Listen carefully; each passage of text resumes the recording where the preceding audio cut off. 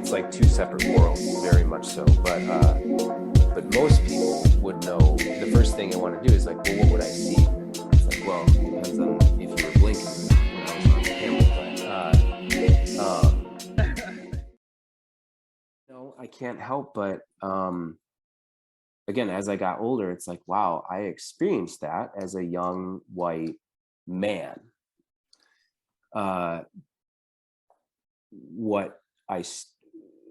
What brought me to that most recently is I ended up going to, I'll be really quick about this, but I ended up going to grad school for acting at the University of Virginia in Charlottesville. Okay. The year after I left Charlottesville, I don't know if you remember that Rolling Stone piece that came out. And so all of that was going down while I was there. Wow. Sorry. Well, I should say, I mean, all of quote unquote, that has been going down for Forever. since the beginning of time. Yeah. So that was wild because I was like, oh man. And then I just started to think back on all these experiences. I think both the Me Too and the Black Lives Matter movement have, I've become extremely reflective on certain moments in my life. And I'm like, what was I doing in XY situation? And did I do the right thing, or could I have done something different? And I'm not talking about any, like, I mean, I was never part of any extremely traumatic experience that I witnessed, right? But it's these little things. You know, again, like sometimes on Facebook, you see some of our peers from high school like speak out, and I'll be like, oh my gosh, I had no idea that was going on or that happened. I was completely oblivious to it.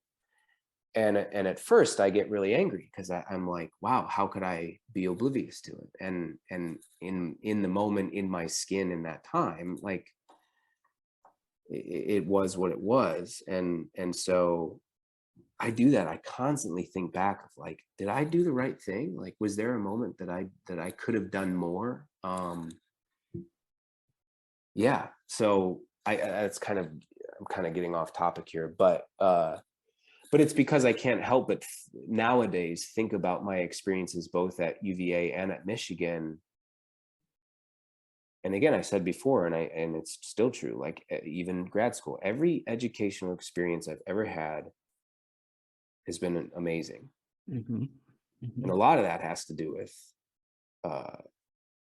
because for many different reasons, I was awarded the opportunity to have all those experiences without a financial burden. Mm-hmm. And I'm white and I'm a guy. And a guy, yeah, that's true. Okay. Oh man, I mean, yeah. Yeah, the guy thing probably matters a lot. Do you remember the day you got your SAG card? I don't know what that really is and what that entails and stuff like that. Sure, yeah. Of course. Mm-hmm. Well, so there's two. So I'm part of Actors Equity Association, which is the stage union. So that's for stage actors. So they have a and different stage managers. Mm-hmm. So I got that in the summer fall of 2004. I did a show. It was like through two months after I moved to New York. Wow. I had worked with a director by the name of Mark Lemos who worked with us at Michigan, and I sent him. This is what's hard about hope, keeping you alive in industries like yours or mine, is I literally did the thing where I wrote him a postcard, and now I say postcard, of course it's got my headshot, like my picture on it on the front. And I said, hey, Mark, I sent it to his home. Just moved to New York. Just wanted to let you know.